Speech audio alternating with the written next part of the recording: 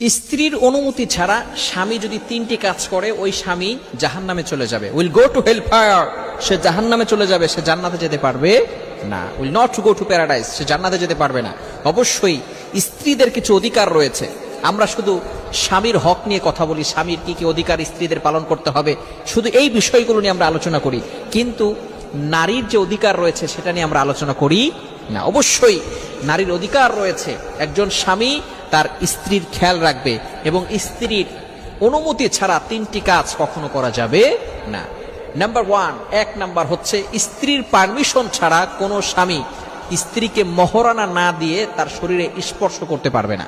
ভালো করে বুঝেন, আপনি বিয়ে করেছেন ঠিক আছে, তবে আপনাকে অবশ্যই মহরানা দিতে হবে। এটা হচ্ছে তার স্ত্রীর হক, স্ত্রীর অধিকার। সূরা নিসার ভিতরে আল্লাহ তাআলা জানিয়ে দিয়েছেন ওয়াতুন নিসা সাদকাতিহিন্না নিহলা, এটা হচ্ছে নারীর অধিকার। অধিকার আপনাকে দিতে হবে। বর্তমান আমাদের সোসাইটির ভিতরে ম্যাক্সিমাম জায়গায় এই সমস্যাটা হচ্ছে, তার অ্যাবিলিটি নাই 1 লক্ষ টাকা দেওয়ার, মহরণা নির্ধারণ করার, সে মহরণা নির্ধারণ করেছে 10 লাখ টাকা। এমন মানুষ আছে না নাই? এবং বাসর রাতে স্ত্রীর কাছে গিয়ে মাফ চায়, বলে তুমি আমাকে মাফ করে দাও। খবরদার, এই ধরনের মাফ চাওয়া স্ত্রীর কাছে যাবে না। চাপে ফেলায়া এরপরে স্ত্রীদেরকে এইভাবে মাপ পাওয়া, এটা কিন্তু ইসলাম সাপোর্ট করে না। এটা হচ্ছে স্ত্রীর হক, স্ত্রীর অধিকার, আপনাকে দিতেই হবে।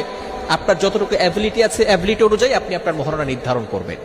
যদি 1 লক্ষ টাকা হয় 1 লক্ষ টাকা ধরবেন, যদি 2 লক্ষ টাকা দিতে পারেন 2 লক্ষ টাকা ধরবেন। প্রথমেই আপনি সবকিছু দেওয়ার চেষ্টা করবেন। হ্যাঁ, যদি আপনি দিতে না পারেন তাহলে অবশ্যই স্ত্রীকে বলতে হবে আমি তোমাকে এটা পরে দিব।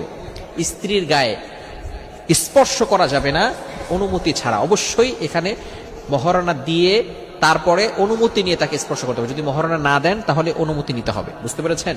অনুমতি নিয়ে তারপরে তাকে স্পর্শ করতে হবে। নাম্বার 2, দ্বিতীয় নাম্বার হচ্ছে কিছু সম্পদ স্ত্রীদের নামে থাকে, কিছু সম্পদ নারীদের নামে থাকে। যদি কোনো স্বামী স্ত্রীদের সম্পদ তার অনুমতি ছাড়া সে ভক্ষণ করে তাহলে সে গুনাহগার হবে। যদি স্ত্রীর সম্পদ হয় তাহলে অবশ্যই ওই স্বামীকে স্ত্রীর পারমিশন নিয়ে তারপরে সেই টাকা খরচ করতে হবে। কিন্তু ভালো করে মনে রাখবেন, একজন স্ত্রী যখন কোনো নারীর বিয়ে হয়ে যায় তখন এই নারীর ভরণ পোষণের সব দায়িত্ব একমাত্র পুরুষের। কার? পুরুষের। সকল দায়িত্ব হচ্ছে পুরুষ। তার অভিভাবক এখন পুরুষ, সেই স্বামী। স্বামী তার সব খরচ দিবে, তার ভরণ পোষণের দায়িত্ব সব দিবে। কিন্তু স্ত্রীর কাছে যদি কোনো সম্পদ থাকে, এই সম্পদ স্বামী জোর করে নিতে পারবে না, অবশ্যই তার অনুমতি নিতে হবে। যদি জোর করে কোনো স্বামী নেয় তাহলে আল্লাহর কাঠ করে তাকে জবাবদিহি করতে হবে, ওই স্বামী জাহান্নামে চলে যেতে হবে। স্বামীর যদি কোনো সম্পদ স্ত্রী নিতে চায় অবশ্যই পারমিশন নিতে হবে। তৃতীয় নাম্বার হচ্ছে মোস্ট ইম্পর্টেন্ট, এটা অনেকেই জানে না এবং আমাদের সমাজে এটা বেশি হচ্ছে। স্ত্রীর কাছ থেকে স্ত্রীর অনুমতি ছাড়া 4 মাসের বেশি স্ত্রীদের থেকে দূরে থাকা যাবে না। ভালো করে স্মরণ রাখবেন।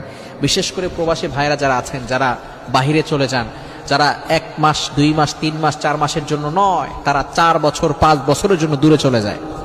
অবশ্যই স্মরণ রাখতে হবে, স্ত্রীর কাছ থেকে দূরে থাকতে হলে 4 মাসের বেশি যদি দূরে থাকতে চান স্ত্রীর কাছ থেকে পারমিশন নিতে হবে। যদি স্ত্রী পারমিশন না দেয় তাহলে কিন্তু আপনি দূরে যেতে পারবেন না। এটা হলো স্ত্রীর হক। একজন মেয়ে তার স্বামী থেকে 4 মাস পর্যন্ত দূরে থাকতে পারে।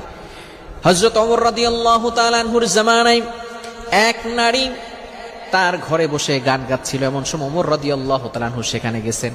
যাওয়ার পরে সেই নারী যখন গান গাচ্ছিল, গান গাওয়ার পরে কেন গান গাচ্ছিল? তার স্বামী নেই। বিশাল বড় ঘটনা, আমি সংক্ষিপ্ত আকারে বলছি। ফাইনালি যখন স্বামী নাই, এই জন্য স্বামীর কষ্টে গান গাচ্ছিল। এবার বলছে যে ওমর এই জন্য দায়ী। কেন? ওমর আমার স্বামীকে যুদ্ধে পাঠিয়ে দিছে, 1 বছর ধরে তার কোনো খোঁজ খবর নাই। এবার ওমর রাদিয়াল্লাহু তাআলা নিজে তার বাসায় গিয়ে হাফসা রাদিয়াল্লাহু তাআলা আনহা, ওমর রাদিয়াল্লাহু তাআলা আনহুর মেয়ে হাফসা রাদিয়াল্লাহু তাআলা আনহা, তিনিও নবীজি সাল্লাল্লাহু আলাইহি ওয়াসাল্লামের স্ত্রী ছিলেন।